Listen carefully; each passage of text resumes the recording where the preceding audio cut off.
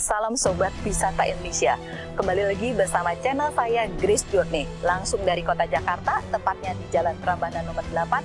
Saya ingin mengajak Sobat Wisata mengunjungi rumah dari pahlawan revolusi Republik Indonesia, yaitu MT Haryono atau nama lengkapnya adalah Mas Tirto Darmo Haryono. Perjalanan hari ini kita akan ditemani oleh putra ketiga beliau, yaitu Bapak Rianto Nurhadi. Ikuti terus perjalanan Grace Journey hari ini dan jangan lupa untuk melakukan subscribe, like, komen, dan bagikan. Karena dengan itu kalian semua dapat membantu saya untuk terus bisa menyebarkan informasi tentang keindahan dan sejarah dari Indonesia. Ikuti terus perjalanan Grace Journey hari ini.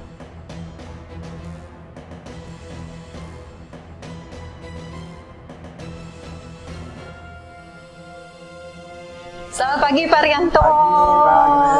Apa kabar nih? Kabar baik. Terima kasih untuk waktu dan kesediaannya menemani Grace Journey untuk bisa menyusuri jejak-jejak bersejarah dari pahlawan revolusi MT Haryono. Ini terus perjalanan saya ya. Halo Indonesia, salam Sobat Wisata Indonesia langsung dari kediaman almarhum MT Haryono. Saat ini saya sudah didampingi oleh putra ketiga beliau, Bapak Rianto Nurhadi.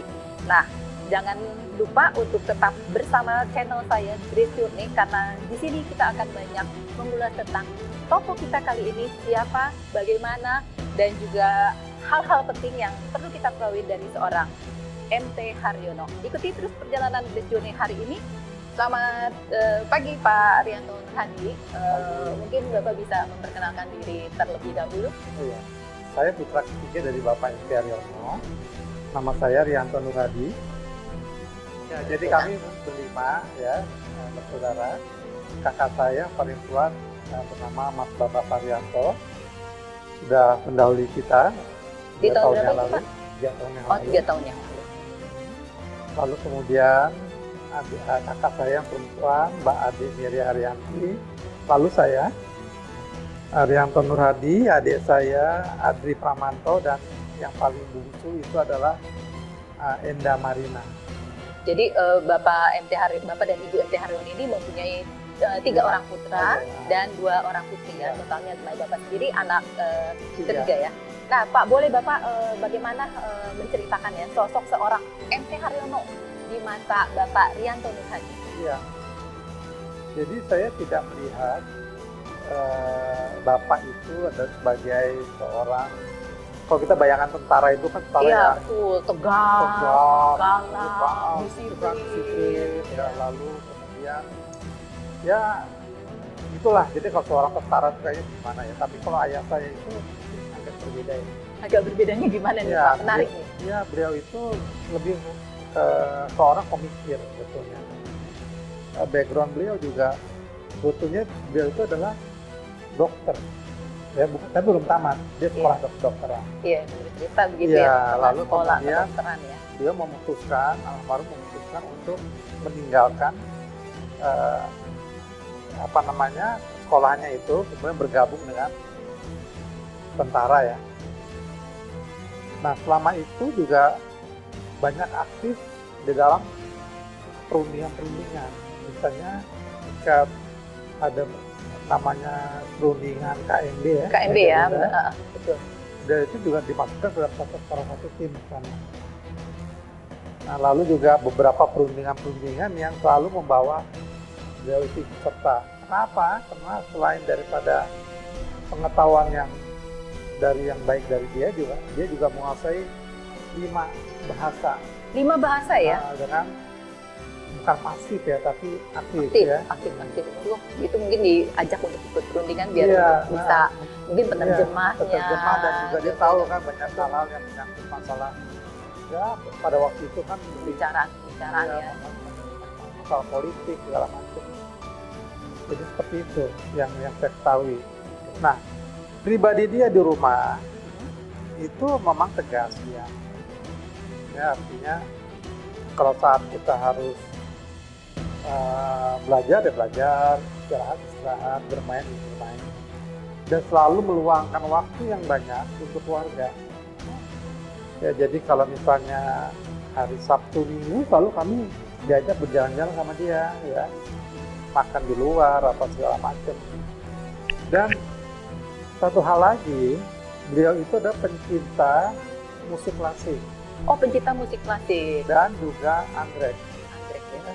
Jadi kalau kita lihat itu seorang tentara itu, ini hatinya dia itu bukan hati yang gimana ya, tapi ya memang seperti itu, dia halus dia gitu. Halus ya. Ya, dan tidak pernah keras gitu sama kita. Disiplin tapi tidak keras Disiplin ya. tetap, tapi keras tidak. Ya nggak pernah main tangan, mukul atau bahkan menjewer gitu ya. Itu nggak pernah. Jadi memang orangnya itu memang Mungkin suaranya juga lembut kali ya Pak ya. Iya. Saya membayangkannya gitu. Lembut Tapi gitu ya. dia- Kayaknya kelihatan dari profilnya tuh kayaknya agak pendiam gitu ya, ya, dia Pak ya. memang nggak pendiam, lalu Terus kemudian, lembut. Gitu ya Pak ya. Gitu ya. tapi ya jangan sampai diituin ya. Dia juga agak galak juga sih sebetulnya kalau ada Iya, yang karena masih punya ketegasan-ketegasan itu ketegasan, dia. iya, Gitu ya. Aduh, kayaknya jadi membuka kenangan ya. Saya iya lihat buka kenangan. membuka sorot Jadi apa meja melihat ini sorotnya. adalah saksi nih. Jadi kalau kita dulu belajarnya di meja ini. Oh ya? Ya, lalu kalau kita tuh ini berbuat kesalahan, kita suka di strap Oh, di pojok situ. Ya. Pojok situ di strap. Jadi ya seperti itulah. Gitu ya, sosok ya, sosok yang Coba bayangin aja berapa puluh tahun yang lalu itu ya. Katakan tahun 65 dia 60. meninggal, ya sebelumnya lah. dari itu ya. Ya, udah banyak, udah lama sekali. Lebih dari 50 tahun ya Pak ya gitu ya. Kalau untuk kedekatan Bapak dengan sang ayah bagaimana Pak? Ya tadi saya katakan ya, dia sama semua anaknya sayang ya. Tidak ada kelihatan berlebihan, lebih sayang pada si A, si B, si C, enggak, semuanya sama rata. Dan bukan kepada anak-anaknya aja, tetapi juga kepada keponakan-keponakannya. Jadi makanya tuh keponakannya begitu sayang sama Pak Haryono itu. Karena setiap kali keluar negeri ya, misalnya dia tugas keluar negeri, selalu Iya, sering banget tuh ya oleh-oleh, ceritanya sering, tugasnya keluar negeri. ya, membawa oleh-oleh, dan itu bukan untuk anak-anaknya saja, tapi juga untuk keponakan-keponakan. Keponakan juga ikut ya, berarti Jadi dapat aja walaupun kecil-kecil kecil ya. tapi ada Tapi- ya gitu ya kenangan Iya, ya. ada kenangan lah. Gitu ya. Seperti itu. Nah kalau kenangan yang paling berkesan dari ayah MT Haryono untuk Bapak, yang paling berkesan Pak, pastinya ada dong. Nggak tahu ya, saya umurnya waktu itu 9 tahun ya, mungkin 9 tahun ya. Jadi ya adalah surprise gitu ya, misalnya pulang dari luar negeri gitu, tiba-tiba ada hadiah di Oh gitu ya, sering kasih surprise kayak begitu. Gitu, dan rata ya semua Iya, itu rata. nggak ada anak-anaknya juga, bahkan tadi keponakan-keponakannya gitu Iya. ya Pak. Dan Dekat juga ya dengan anak-anaknya ya, cinta keluarga dia ya, selalu cinta keluarga. membagi tugas, ya, tanggung jawab sebagai keluarga dan tanggung jawab dia sebagai seorang tentara itu memang bagus sekali gitu loh. Jadi kita nggak merasakan ada kesan bahwa dia itu seorang tentara. Itu. Dia nggak punya senjata ke rumah, lalu juga pakai pakaian tentara juga barangkali pas dia mau ke kantor aja, nggak pernah macam-macam, dan nggak pernah ada kegiatan apa-apa di rumah ini gitu loh. Untuk keluarga dia kalau ada rapat-rapat ke rumah Pak Yani, dia kan dekat sana. Iya. Paling sana aja. Oh gitu ya. Di rumah ini nggak pernah ada kegiatan seperti itu. Kegiatan-kegiatan gitu ya, khusus untuk keluarganya ya, Untuk membagi benar-benar untuk waktu untuk Hebat, ya. keluarganya, rumah gitu. Iya. Di luar itu dia Iya. menanggalkan ya Bahkan dia kita nggak sebagai tahu PNI. apa yang dikerjakan oleh beliau di luar itu, artinya sebagai tugas sebagai tentara kita nggak tahu. Aduh jadi terharu nih Jadi sepertinya kehilangan Bapak. sih, kehilangan. Sangat-sangat kehilangan waktu itu 9 tahun ya Pak ya. Ya memang saat itu Pak Arianto Nur Hadi berusia 9 tahun ya. Iya. Sedikit nih Pak, bukan untuk mau membuka, Ibu bilang luka lama ya, tapi saya mau tahu bagaimana ketika kejadian itu ya, apa maksudnya perasaan yang Bapak rasakan gitu loh ketika kejadian subuh hari itu, bagaimana itu perasaan yang Bapak rasakan saat itu? Gimana perasaannya yang anak kecil, Iya. ya seorang anak kecil yang tiba-tiba mereka secara itu kebahagiaan keluarga itu ada, tiba-tiba kejadian seperti ini. Iya, dalam sekejap langsung Di rumah gitu kita ya. tuh nggak pernah ada kekerasan, Itu dia ya. gitu loh. Nggak pernah ada kekerasan, Iya. tapi kita melihat dan harus melihat Iya. secara langsung kekerasan Iya. itu terjadi pada seorang ayah yang memang seorang yang lemah lembut dan Iya. penyayang juga ya. Iya. Gitu ya. Aduh, terharu nih saya dengar ceritanya. Iya. Saya juga ngelihat dari sorot mata Pak Riri ini ada sesuatu yang Iya, sulit, kehilangan. Iya. sulit untuk bisa. Nggak bisa kita lupakan walaupun itu berapa puluh tahun yang lalu. Kejadiannya itu sangat melekat dalam kehidupan kita sehari-hari. Terlalu berat ya Pak ya sebenarnya saat itu ya Pak ya. Berat ya. Nah itulah. Jadi memang pelajaran bagi bangsa kita sih. Oke. Nah, sekarang kalau ini bagaimana nih pendapat Bapak mengenai pentingnya kaum muda untuk bisa memahami dan mempelajari sejarah apapun itu? Jadi sejarah itu kan penting untuk satu bangsa ya. Pasti. Bangsa mengenal sejarah. Sejarah nggak pernah ada juga Ya, gitu nggak kan. pernah ada. Dan saya juga sedihkan itu juga sekarang ini beberapa generasi muda itu sudah tidak melupakan lah sejarah seperti ini, menganggap tidak begitu penting lagi karena mereka lebih memikirkan mengenai kedepannya bagaimana. Ya, jadi sejarah itu memang penting untuk diketahui sebagai modal kita untuk maju ke depan. Kan Melangkah ke depan, ya, ya kan? Belajar dari masa lalu ya. Belajar dari masa lalu. Kalau kita itu nggak mau belajar dari masa lalu, ya kesalahan-kesalahan ini akan terjadi lagi. Ya, terulang lagi. Rasanya pembicaraan tentang sosok seorang MT Haryono, salah satu pahlawan revolusi dari Republik Indonesia ini menjadi sangat menarik ya. Ada banyak hal-hal yang tidak kita ketahui dari seorang pribadinya, juga termasuk sedikit cerita tentang dari seorang Ibu MT Haryono yang benar-benar punya mental yang sangat kuat. Nah, ikuti terus perjalanan Grace Journey masih dari rumah kediaman MT Haryono di sekitaran Jalan Prambanan nomor 8, karena setelah ini kita akan melakukan room tour bagaimana peristiwa kejadian itu terjadi sesungguhnya. Ikuti terus perjalanan Grace Journey dari kediaman MT Haryono.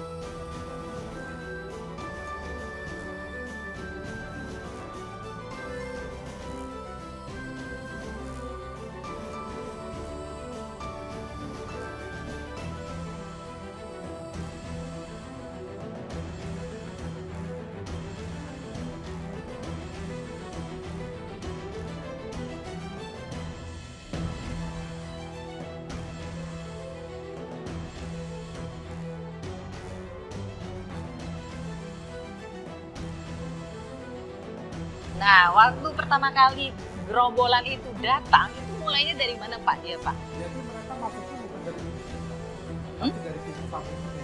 Oh, Dia ya. masuk sini, dia lalu dia ketuk pintu di sini gitu loh. Nah, posisi ibu saya di situ. Begitu. Dia di situ pada waktu keluar, Dia buka pintu. buka pintu, Iya. kamar ayah saya sebelah sana. Ya, Kamar jaraknya sebelah. nggak sampai. Iya, jaraknya itu ya, Ya kan? nggak terlalu Ya, jauh. nah, baru kemudian ibu saya masuk ke ini, itu keluar lagi kan. Baru mereka mengikuti. Karena nggak pintunya nggak ditutup ya kalau saya lihat itu ya. Gitu mereka ya. mengikuti masuk ke dalam. Jadi masuk ke dalam langsung ngambil posisi semuanya ya. Ambil posisi ibu saya, kan ibu saya sempat keluar lagi kan. Iya, keluar lagi. Dia mengatakan bahwa kalau mau ketemu besok aja. Jam 8 pagi. Jam 8 pagi. Lalu begitu masuk lagi diikuti. Diikuti Ibu terus. saya cepet-cepet tutup Tutup pintu pintu. dikunci. Jadi kamarnya almarhum Bapak MT Haryono di mana Pak, bisa ditunjukkan? Di sini. Di sana ya. Bisa kita lihat ya Pak ya? Oh ya, ini koleksi masih asli ya Pak ya? Ya. Milik Ya. keluarga ya. Ya. Ini tempat kita belajar. Tempat belajar, ruangan tempat Ya. belajar ya. Nah ini ruangan ayah saya sama ibu saya. Posisi tempat tidur waktu itu, tempat tidur ini adalah gini. Ya bukan begini. Jadi begini. Nah, begini. Jadi ini tempat tidur, ini bagian ayah saya tidur, ini pintu. Oh, dekat Ini sekali ibu itu saya. ya? Iya, ini ibu saya. Lalu adik saya kecil di situ di box. Umur 5 tahun. Waktu peristiwa itu malam itu terjadi, jadi di kamar ini ada berapa orang? Ada 3. Pak MT Haryono, Ibu Mariatmi, dan satu lagi Iya. adiknya Pak Riri Iya. di sini ya. Ini ada kaca rias di sini. Kaca rias itu kamar mandi kan. Iya. Ini lemari ayah saya sini. Ini lemari masih asli Pak? Oh enggak, udah enggak. Oh udah enggak ya, oh ini lemarinya gitu ya. tidur, lemari apa segala macam di sini. Sama juga, tapi cuma posisi tempat tidurnya. Posisi aja. tempat tidur, gitu ya. Ini jendelanya masih kayak begitu. Jadi waktu itu ceritanya tuh Pak, kalau saya lihat kan Pak MT Haryono itu bersembunyi dulu ya di balik lemari ya. Itu sesungguhnya di mana sih Pak dari lokasinya ini? Jadi gini. Di samping lemari gitu ya. Ini kan ada connecting door ya. Iya. Ibu saya segala macam udah pindah kan, udah kosong kan sini, kecuali ayah saya. Waktu mereka gedor-gedor gitu, ayah saya nggak mau buka. Dan ayah saya di sini posisinya, karena saya lihat dari situ kan. Oh iya. Yang membuka, itu terbuka akhirnya pintunya itu. Pintunya itu terbuka, kemudian beliau masih sempat merebut senjatanya. Senjatanya ya. Tapi mungkin nggak bisa, akhirnya beliau ngumpet di balik lemari ini. Dikejar kan, lalu keluar lagi, ditembakin, lalu tersungkur di sini. Tersungkur di sini dalam posisinya menghadap ke sana gitu. Saya nggak lihat tuh. Oh nggak lihat ya Pak ya? Cuma darahnya aja banyak di sini, di areal sini nih. Ya Pak Riri waktu itu juga nggak sedang berada di tempat ini ya. Ya kan? Nah, lalu kemudian dia diseret, kelihatan tuh bekasnya, karena dari kamar itu keluar. Langsung dari tempat ini setelah tersungkur diseret ya, mulai diseret ya. Gelap kan waktu itu ruangannya, seret. Misalnya kemudian dari sana keluar dan ngepel gini. Nah, gitu. Ibu Mariatmi mengepel darahnya dari sendiri. Suaminya langsung ya. Wah luar biasa ya mental yang luar biasa ya dengan bisa menghadapi yang terjadi Kita nggak tahu peristiwa. kan, Anak-anak tetap di tempat sana begitu ya. Kemudian diseret. Dia seret dibawa ke sana keluar. Arah rute Sini, diseretnya rutenya itu sini, keluar, terus diseret. di sini terus dari sini. Terus seret sampai ke kanan sini ya. Arah ke kanan ya. Arah ke kanan, Arah ke kanan. keluar, terakhir situ. Truknya di situ ya. Lalu dilemparnya begini kan, dibuang ke truk badannya. Bapak melihat waktu itu? Saya ngintip dari sini. Oh dari ini ya. Jadi Bapak berserta dengan kakak-kakak yang lain, semuanya melihat secara langsung. Nangis, bentak kan kita. Mereka di posisi di luar semuanya. Gitu. Semua anak kakak beradik berada dari balik ini Pak. Tapi yang nggak tembak, itu cuma dibentak mau ditembak. Oh gitu ya. Tapi nggak ditembak. Bagaimana perasaan Bapak waktu itu? Ya, takut. Sebagai seorang anak kecil Takut. gitu, takut ya, takut dan bingung juga ya. Ini kenapa gitu ya? Kita nggak tahu kan kecil ngerampok apa kan. Kita hanya bisa teriak-teriak aja. Jadi ini dari sini ya benar-benar ya. Dalam waktu itu peristiwanya juga kejam sekali ya, pendek sekali langsung terjadinya ya. Gitu ya. Wah nggak bisa ngomong deh saya deh, kebayangin ya gitu ya. Oh ya Pak, rumah ini kan sudah menjadi kepemilikannya kan sudah berubah ya, berubah status ya, bukan rumah dimiliki oleh keluarga dari MT Haryono, tapi juga sudah jadi kepemilikan dari Pemda DKI, benar begitu? Pemda DKI gitu. Harapan Bapak setelah dimiliki oleh Pemda DKI yang kabarnya akan dijadikan juga museum, harapan Bapak itu inginnya museumnya tuh dalam bentuk yang seperti apa? Apakah sama seperti rumah-rumah pahlawan revolusi lainnya yang sudah sekarang menjadi museum? Harapannya Pak bagaimana? Jadi gini, rumah museum itu kan sesuatu yang dimana kita bisa belajar banyak dari sejarah. Makanya perlu ada museum. Makanya perlu orang belajar sejarah datang ke museum kan begitu. Nah jadi memang dan harus ada peninggalan yang merupakan yang ya berkolerasi dengan ya memang sang tokohnya ini gitu ya. Gitu loh. Nah kalau kita lihat di sini di Indonesia khususnya ya, beberapa museum itu rupanya masih kurang peminat ya. Biasanya begitu. Masih kurang peminat. Bahkan sampai mereka itu atau pemerintah itu mencoba untuk menarik mereka datang ke museum dengan memberikan tiket gratis lah apa segala macam. Tapi toh tetap aja masih kosong. Karena barangkali emang minat daripada penduduk kita itu berbeda gitu loh untuk ini. Makanya pada waktu itu saya juga menginginkan ya, supaya rumah ini memang ini rumah sejarah. Ya. Ya, yang bisa pungkiri bahwa ini sejarah kejadiannya di rumah ini segala macam. Tapi jangan sampai rumah ini jadikan rumah seperti di mana kita lihat oh ini Pak Haryono tembak di sini, kemudian diseret darah-darahnya di mana, dulu ini bekas peluru segala macam. Menjual peristiwa ya, nggak mau menjual peristiwa, begitu ya? Tidak mau menjual peristiwa ya. Tapi jadikanlah rumah ini sebagai rumah untuk belajar. Artinya bahwa dengan kediaman Pak Haryono ini bisa dipergunakan untuk dimanfaatkan tempat orang belajar mengenai sejarah daripada apa sih tragedi G30 SPKI ini sebetulnya, ya kan? Dikumpulkanlah itu semuanya supaya pengetahuan dari orang-orang ini juga bertambah. Jadi dibuatkan ruang diskusi ya segala macam karena kan juga areanya cukup luas ya tanahnya ya. Iya. Jadi bisa dipakai untuk macam-macam. Jadi orang itu berkumpul di sini, berdiskusi, bicara mengenai banyak hal. Itu yang sebetulnya kita keluarga menginginkan seperti itu. Jadi bukan seperti ini aja langsung udah selesai ya. Itu nggak ada kegiatan apa-apa gitu loh. Bukan dijadikan secara khusus histori yang terjadi ya Pak ya. Iya. Tapi pinginnya ini menjadi rumah publik gitu rumah ya. Publik. Tempat belajar, bagaimana belajar mempelajari bukan cuma seorang tokoh. Mungkin bukan cuma tokoh MT Haryono saja ya, tapi dengan yang hal-hal lain yang berkaitan ya. Yang sebetulnya seperti itu ya. Atau apalah. Ya, sekarang ini barangkali tapi untuk wifi-nya lah, untuk apalah istilahnya gitu loh. Jadi fasilitasnya juga disiapkan seperti itu. Ini beralih kepemilikannya sudah berapa tahun ya Pak ya? Dari tahun 2018 ya. Dari tahun 2018 sampai tahun 2022 kondisinya masih tetap seperti saja. Masih tetap begini.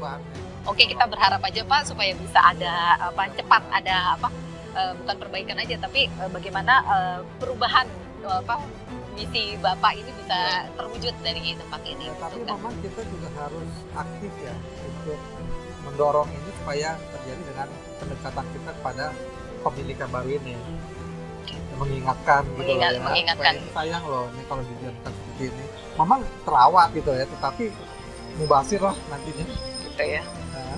Semoga tayangan ini bisa dilihat oleh para teman-teman dari Dinas Kebudayaan DKI Jakarta. Tapi saya yakin kok Pak, karena ini memang sudah dibeli, makanya itu akan suatu ada yang serius untuk ditangani, cuman mungkin perlu waktu kali ya Pak ya, karena kan juga masih sekitar COVID seperti ini. 4 tahun. Oke.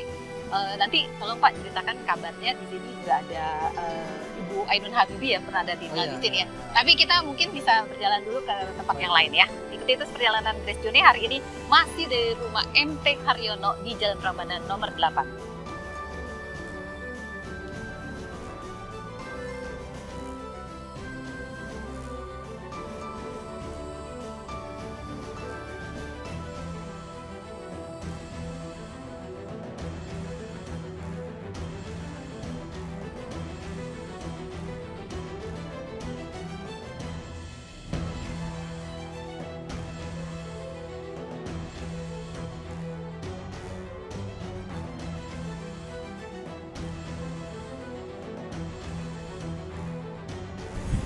Pak Rianto, saya mau bertanya nih ya, menurut cerita, saya suka baca gitu ya, cerita bahwa Ibu Ainun Habibie itu pernah tinggal ya di rumah ini ya Pak. Itu ceritanya gimana tuh Pak?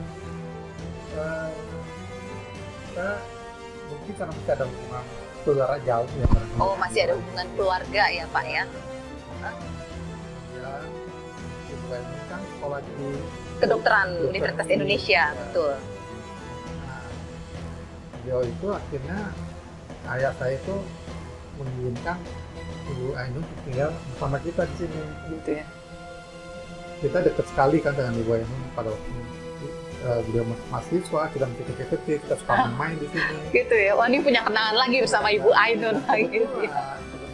Kakaknya Pak Haryono ya. Itu tinggal di sini. Ibu Titi Habibie di Jalan Mendut. Oh ya, masih sekitar sini ya? Dekat jadinya. Iya, Pak Habibie buat sana juga kan dulu. Tapi sini mungkin berapa tahun? Iya, kurang lebih berapa lama? 2 tahun apa ya?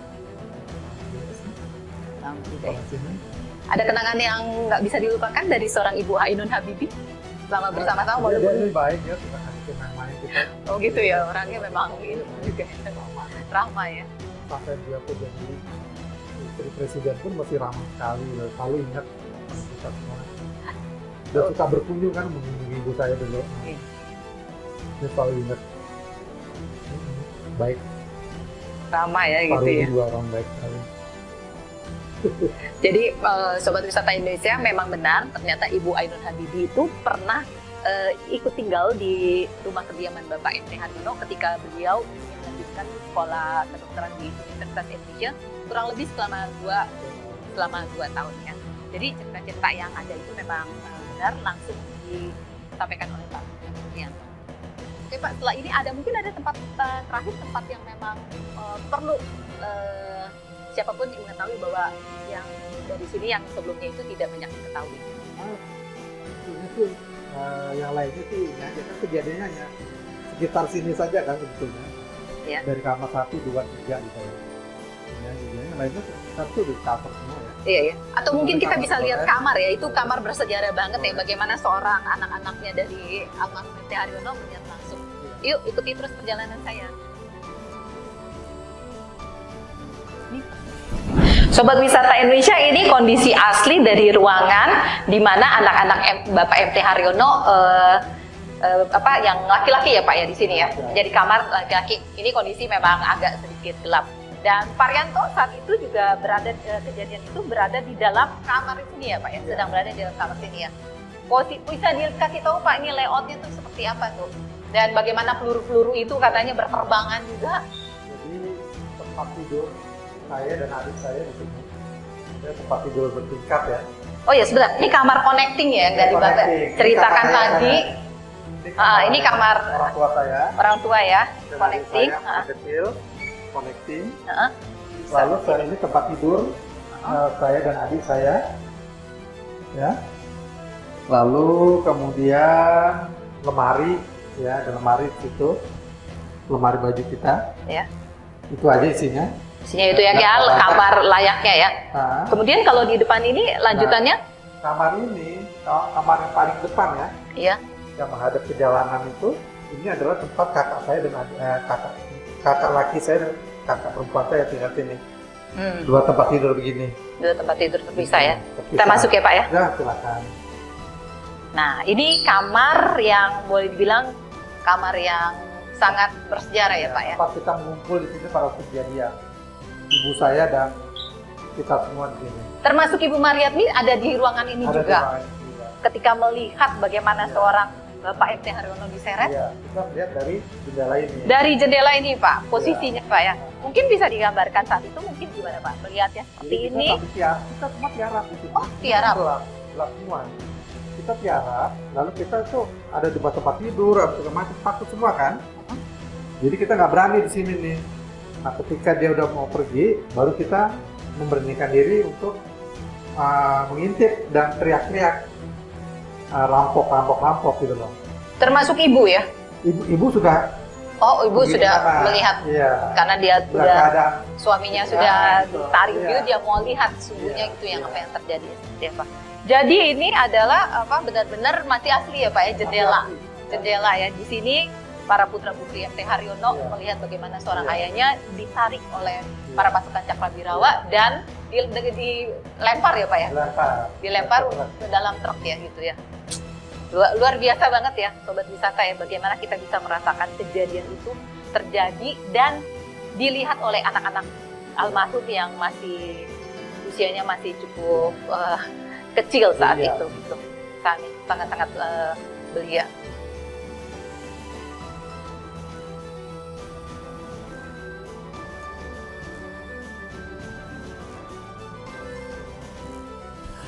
Sobat Wisata Indonesia, terima kasih sudah mengikuti perjalanan Grace Journey hari ini mengunjungi rumah kediaman dari Mas Tirto Darmo Haryono atau biasa disingkat dengan M.T. Haryono. Terima kasih juga Bapak Riri sudah bisa menemani saya selama beberapa jam ini dan menceritakan banyak hal yang harusnya para kaum muda juga bisa merasakan dan juga mempelajari lebih lanjut dari setiap tokoh pahlawan revolusi, dan kita bisa mengambil semua hal-hal yang baik.